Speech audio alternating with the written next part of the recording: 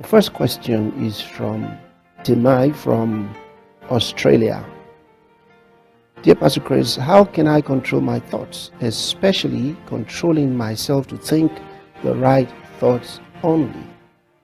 How can I control my thoughts? Well, firstly, you have to accept that it is possible. Because until you accept that it is possible, you will never be able to do it. So the possibility is first to be accepted.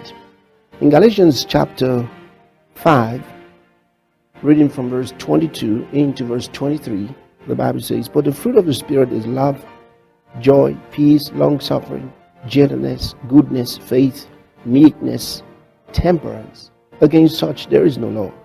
Now in the 23rd verse where it says meekness and then temperance, the word temperance actually means self-control. The Greek word is engratia. It means holding oneself back. And the Bible says this is all the fruit of the Spirit, which means it is the product of the recreated human spirit. These are the works of the Spirit, meaning that you actually have these things natively in your recreated, born-again human spirit. They are deposited in you naturally by the Spirit of God when you are born again. So you have self-control as a natural ability in your spirit. Now if you have that, it means you can control your mind. It means you can control yourself.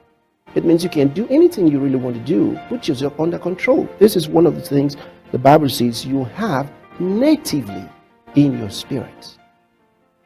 So accept that it is possible and that God has given you that ability. That's the first thing. The number two is to begin using it. Because if you got something and you don't know how, or you don't use it or practice using it, it'll never work. It'll not work itself out. The Bible tells us to work out our own salvation. See, with fear and godly reverence. That means that we should practice that which we have received. We should put it to work. That's what it means. Now, if you have self-control natively in your spirit, you're going to have to begin using it for your mind and your thinking. That means you practice focusing on chosen subjects. You decide what you're going to think about. You practice focusing your mind on chosen subjects. And you practice also withdrawing your mind from the things you don't want to think about. Now you have to realize that thoughts can come to you without your personally attracting them. You know, someone has rightly said that you may not be able to stop birds from flying over your head, but you can sure enough stop them from building a nest on your head, and that's true. So practice focusing your mind on chosen subjects and practice withdrawing your mind from the thoughts you don't want. Now if you practice it, you will soon master it because you have the natural ability in your spirit because you're born again. The Bible says it belongs to you, you got it in you. Then the third thing is don't be intimidated by bad thoughts that are coming to you, because Satan uses bad thoughts to make us feel like we have no control over them, and then to also make us feel that we are responsible for the thoughts. Now when bad thoughts come to you, don't accept them as your thoughts, for the Bible says we have the mind of Christ. So you natively have the mind of Christ.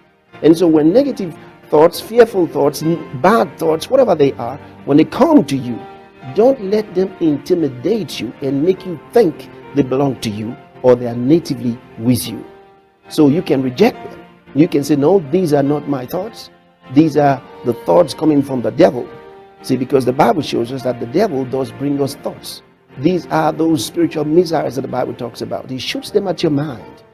See, things that he already knew you were interested in before you were born again. He'll bring those thoughts back to you.